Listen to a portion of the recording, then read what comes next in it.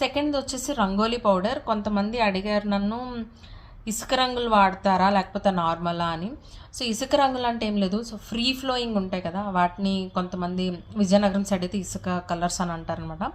So నేనైతే కలర్స్కి ఏది కలపను.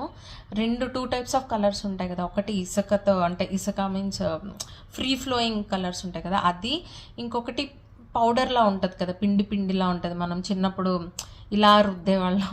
సో ఈ 2 కలర్స్ ఉంటాయి కదా, ఈ 2 నేను వాడతాను. సో ఎక్కడ ఏది వేయాలన్నది అది ఇంకా మీ ఇష్టం.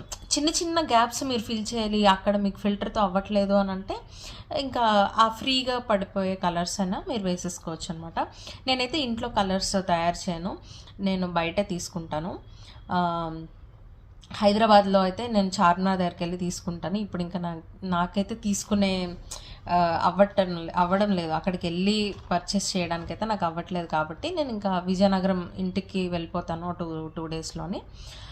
అప్పుడు ఇంకా నేను తీసుకుంటాను కలర్స్, అక్కడ తీసుకుంటా.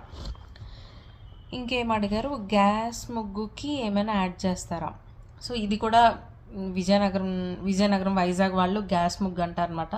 ముగ్గులోనే కొంచెం షైనీ ముగ్గు ఉంటుంది కదా, మంచిగా ఇలా వేయగానే చాలా బాగుంటుంది ఆ కలర్. అందులో ఏమైనా యాడ్ చేస్తారా? నేనైతే ఏం యాడ్ చేయను. అసలు ఇప్పుడు ఆ గ్యాస్ ముగ్గు కూడా ఏవేవో కలిపేసి అది కూడా కల్తీ అయిపోయింది. సో నేనైతే ఏది దొరికితే అది వైట్ పౌడర్ అయితే వేసేస్తున్నాను. బట్ గ్యాస్ ముగ్గు అని అంటే గంట స్తంభం ఉంది కదా, అక్కడ దొరుకుతుంది, ఒరిజినల్ది అయితే అక్కడ దొరుకుతుంది. అక్కడ మళ్ళీ ఏ షాప్ అనేది అలా ఎగ్జాక్ట్గా చెప్పలేను, మీరు అక్కడ అడిగితే ఎవరైనా చెప్తారు. ఒక 2-3 షాప్స్లో అయితే దొరికేస్తుంది, సో అక్కడ వెళ్ళి చూడండి. అండ్ ఇంకా ఏం అడిగారు, ఎలాంటి రంగోలీ వేయాలి?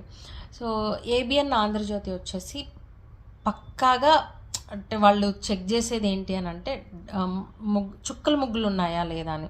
సో మీరు డిజైన్స్ వేయకూడదు. అండ్ ఎక్కువగా అయితే మెలికల్ ముగ్గులు అంటారు కదా, ఆ వాటికైతే ఎక్కువ ప్రయారిటీ ఇస్తారు.